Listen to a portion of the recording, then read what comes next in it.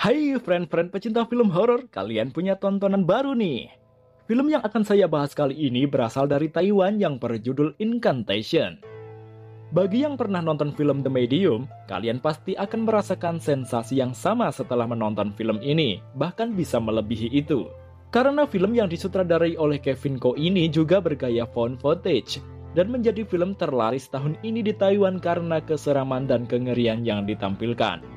Dibintangi oleh Xuan Yensei, film ini menceritakan tentang kisah seorang ibu yang ingin menyelamatkan putrinya dari sebuah kutukan.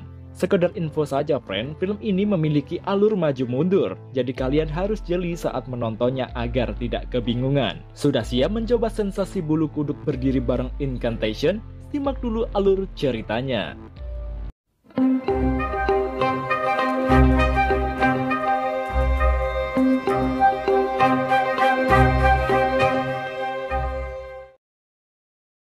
Dibuka dengan sebuah pengakuan seorang wanita yang bernama Lee Ronan dengan menatap tajam ke arah kamera. Dia mengatakan bahwa 6 tahun lalu dia telah melanggar tabu yang mengerikan. Siapapun yang terlalu dekat pasti akan mengalami kemalangan yang tak bisa dijelaskan. Ia lalu menunjukkan rekaman orang-orang yang tertimpa kesialan setelah dekat dengannya, mulai dari kecelakaan mobil hingga bunuh diri. Ronan membuat video tersebut, berharap semua orang bisa membantu menuntaskan kutukan yang dialami putrinya. Ia kemudian menunjukkan sebuah simbol kultus dan mengajak penonton melakukan hitung mundur serta membaca mantra.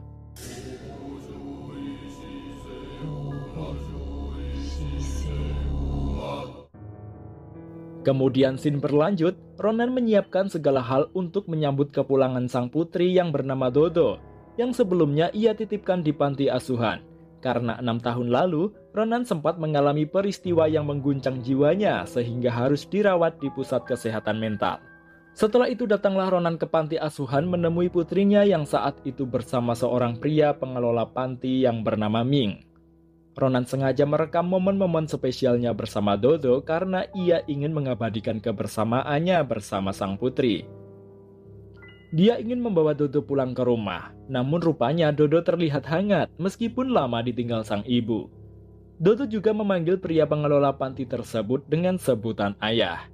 Selanjutnya scene berjalan mundur 6 tahun yang lalu, di mana Ronan yang dirawat di rumah sakit jiwa mengatakan pada dokter bahwa sebuah terowongan terlarang telah membawa kemalangan bagi orang-orang yang ada di sekitarnya.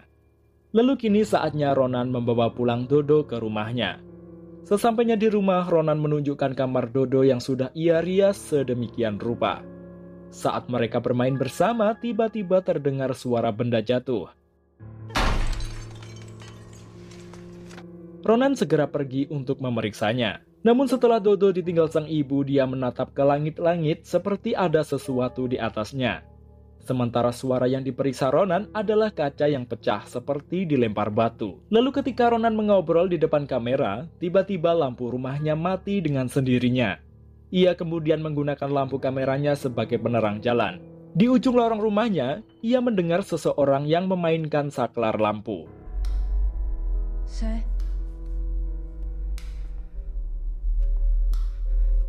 Saat ia mendekat, Ronan mendengar suara teriakan.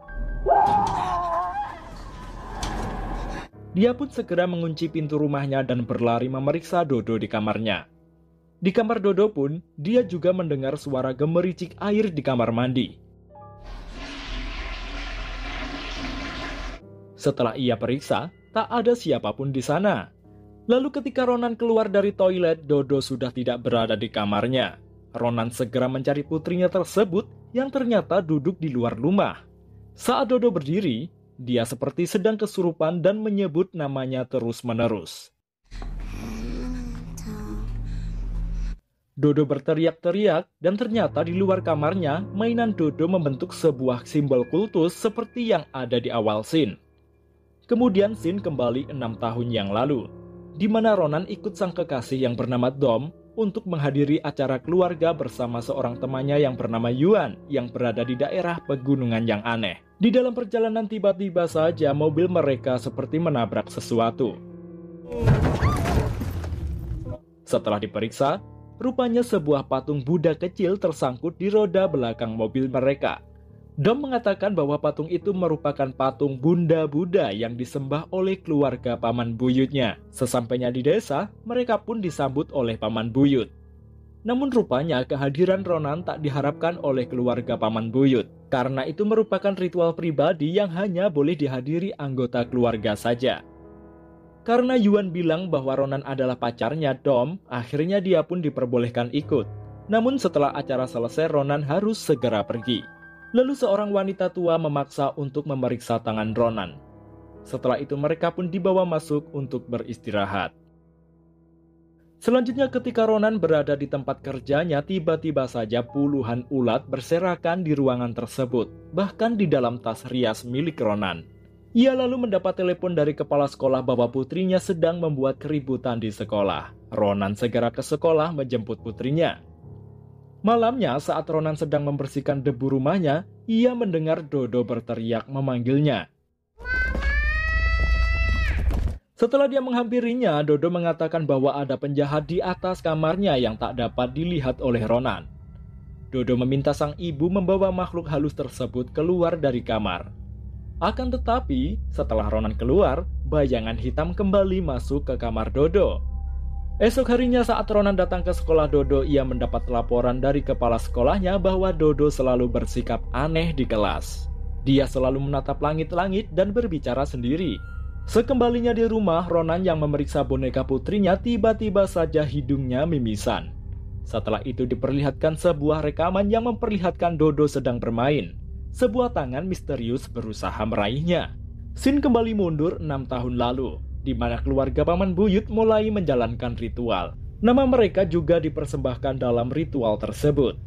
Lalu bibi buyut mengatakan bahwa mereka harus kembali untuk menyembah Bunda Buddha setiap 10 tahun sekali.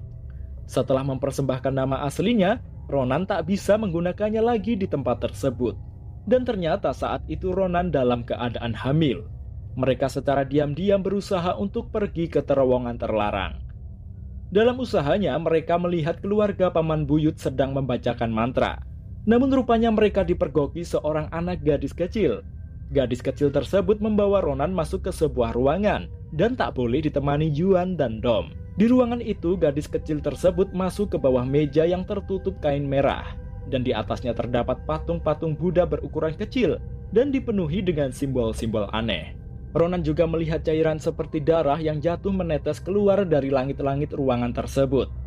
Tak lama setelah itu gadis kecil tersebut keluar dan membawa sebuah kotak yang ternyata berisi katak dan rambut. Gadis tersebut mengajak Ronan bermain dengan benda-benda yang ia bawa. Ronan tak sengaja melihat gadis kecil itu tak memiliki daun telinga. Dia bilang katanya diambil oleh Bunda Buddha, dengan arti dia dipilih oleh para dewa untuk memberkahi semua orang. Dengan spontan gadis itu memaksa menundukkan kepala Ronan dan membacakan mantra. Lalu terdengar seseorang mengetahui keberadaan mereka.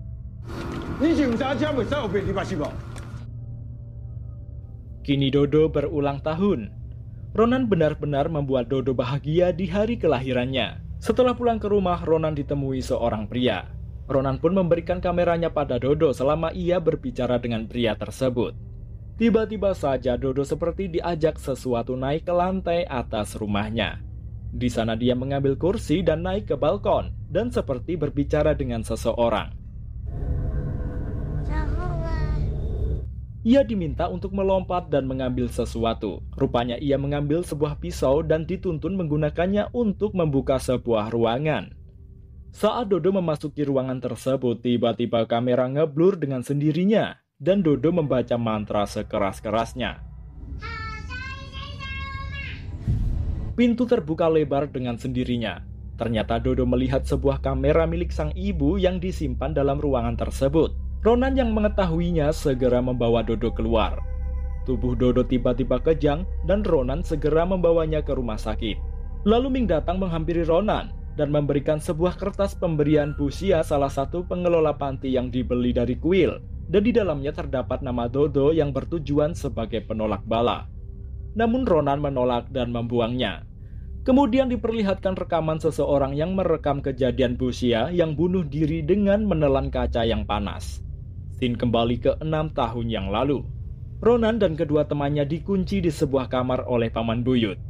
Dom dengan paksa membuka pintu kamar tersebut, dan mereka kembali berusaha kabur menuju terowongan terlarang.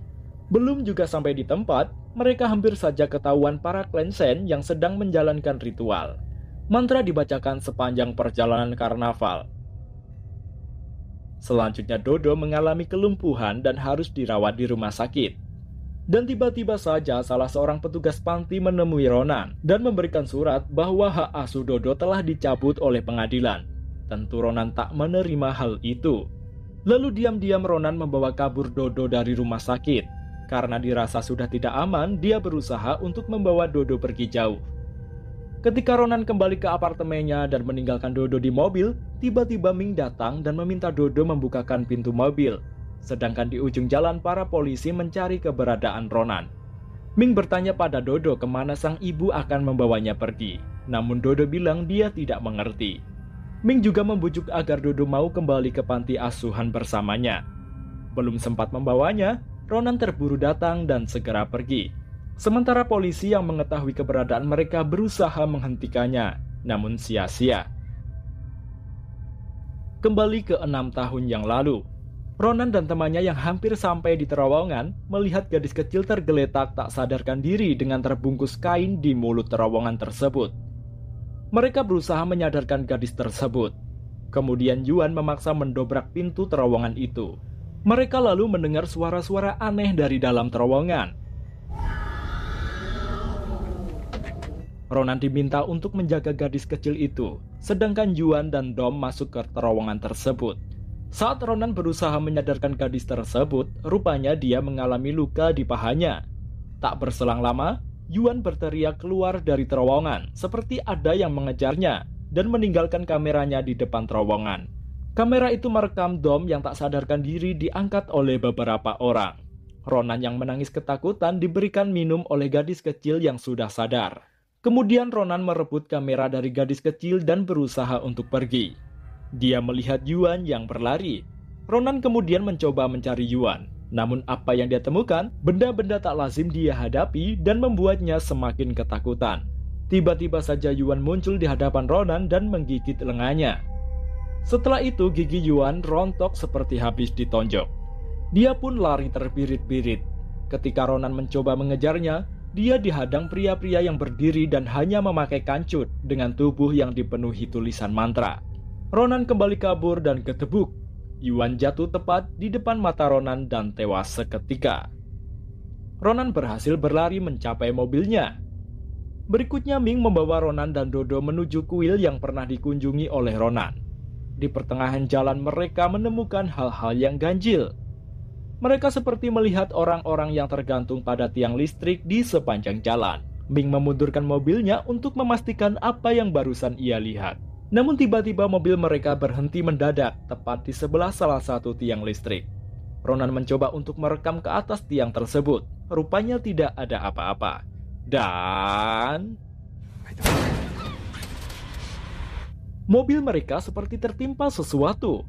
Ming berusaha untuk menghidupkan mobilnya, sedangkan suara-suara gedoran dari atap mobil mereka terdengar semakin keras. Dengan ketakutan Ronan terus-menerus membaca mantra yang ia dapat dari paman buyut. Setelah Ming ikut membaca mantra, suara gedoran tersebut perlahan menghilang. Setelah sampai kuil, Ronan memberikan kamera terkutuknya pada Master Ching. Pria tua tersebut melakukan ritual untuk pengusiran roh jahat yang ada pada kamera milik Ronan. Sedangkan istri Master Ching meminta Ronan agar tak memberi makan Dodo selama 7 hari berturut-turut. Dia bilang Master dan dirinya mempertaruhkan nyawanya untuk menyembuhkan Dodo. Setelah ditinggal Ming pulang, Ronan mendapat pesan dari Ming bahwa kameranya dia bawa. Lalu Ronan membawa Dodo ke pantai untuk bermain layang-layang. Karena Dodo mengalami kelumpuhan, Ronan terpaksa bermain dengan menggendongnya. Malamnya saat Dodo tidur, ia seperti kepanasan. Ronan segera membawa putrinya tersebut ke rumah sakit. Sayang, semua fasilitas kesehatan sudah pada tutup. Ada salah satu dokter yang mencoba menolongnya. Namun karena perut Dodo sedang kosong, jadi dokter tersebut tidak bisa memberikannya suntikan dan meminta Ronan untuk memberinya makan terlebih dahulu. Terpaksa Ronan membeli infus sendiri dan mencoba untuk memasangkannya pada tubuh Dodo. Di hari ketiga Dodo tak diberi makan, gadis kecil itu mulai keriput pada kulit kakinya. Ronan lalu mencabut kembali infus dari tubuh Dodo. Benar-benar membuat renyuh saat Dodo bilang sangat kelaparan dan berhayal memakan kue ulang tahunnya. Ronan menahan tangis di hadapan Dodo, dan gadis malang tersebut meminta sang ibu untuk memikirkan 3 hal-hal favorit sang ibu. Dengan sesenggukan, Ronan memakan roti tanpa sepengetahuan Dodo. Selanjutnya Ming mulai melihat isi kamera yang diambil dari kuil, yang ternyata isinya sudah rusak. Dia berusaha untuk memperbaiki file-file tersebut. Namun perbaikan video di terowongan selalu terhenti. Makin banyak video yang dia tonton, dia semakin tak kuat. Bahkan giginya tiba-tiba lepas. Ming melihat gerakan tangan yang dilakukan oleh klan Shen adalah gerakan Bafang Tian, yang berarti mendapatkan berkah. Namun gerakan mereka berakhir ke arah yang berlawanan, yang berarti menyebar.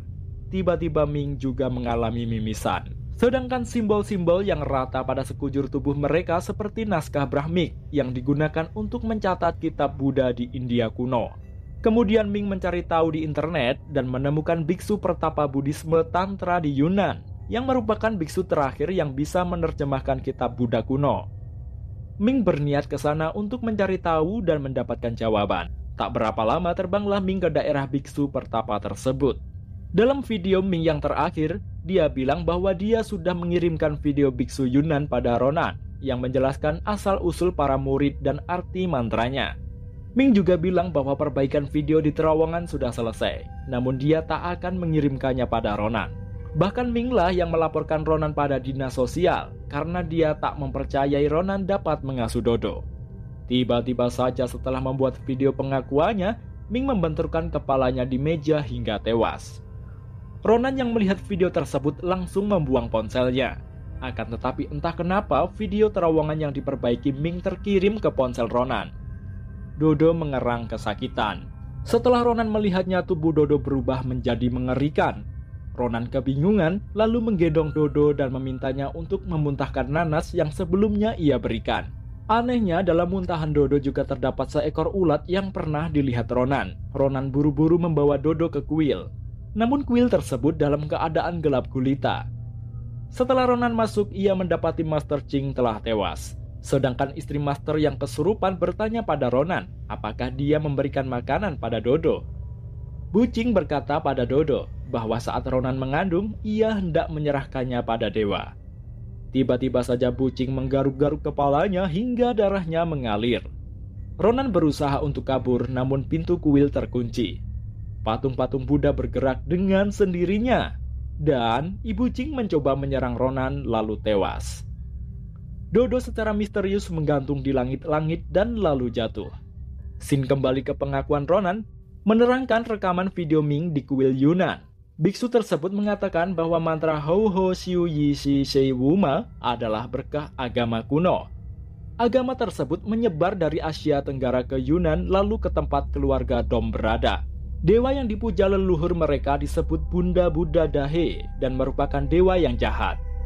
Selama beberapa generasi mereka harus menanggung hutang karma yang besar. Dan mereka harus menggunakan mantra itu untuk menerima berkah. Makin banyak yang merapalkannya, makin kuat perlindungan bagi mereka yang merapalkannya. Selanjutnya Ronan menunggu Dodo di rumah sakit, diberitahu oleh dokter bahwa putrinya mengalami dehidrasi yang parah dan menderita malnutrisi.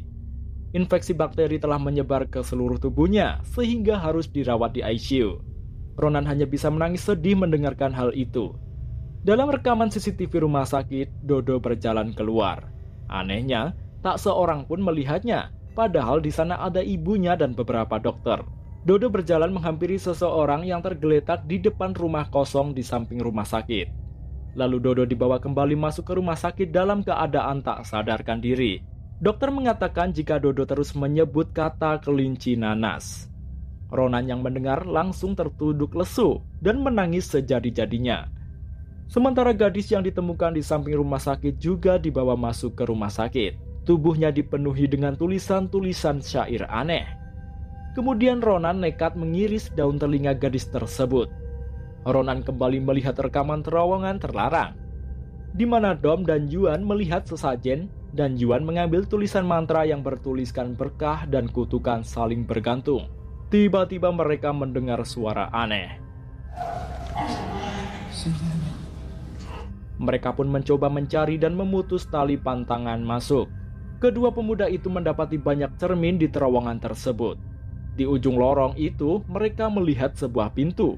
Saat mereka mendekat, suara erangan kembali terdengar.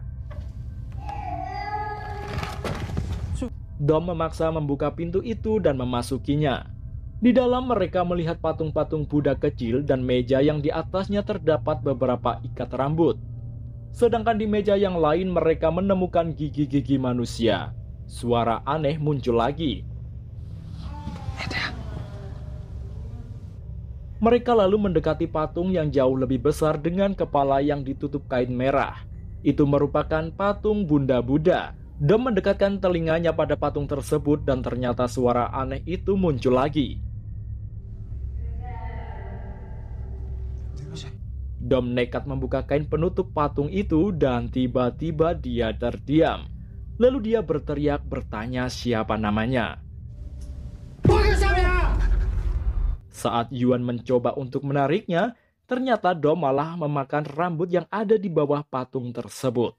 Yuan sekuat tenaga berusaha membawa Dom pergi, dan tiba-tiba saja cermin-cermin dalam terowongan itu hancur semua, dan tangan-tangan iblis mencoba meraih Dom. Yuan yang masih hidup mencari jalan agar bisa keluar dari tempat tersebut sambil mencari Dom.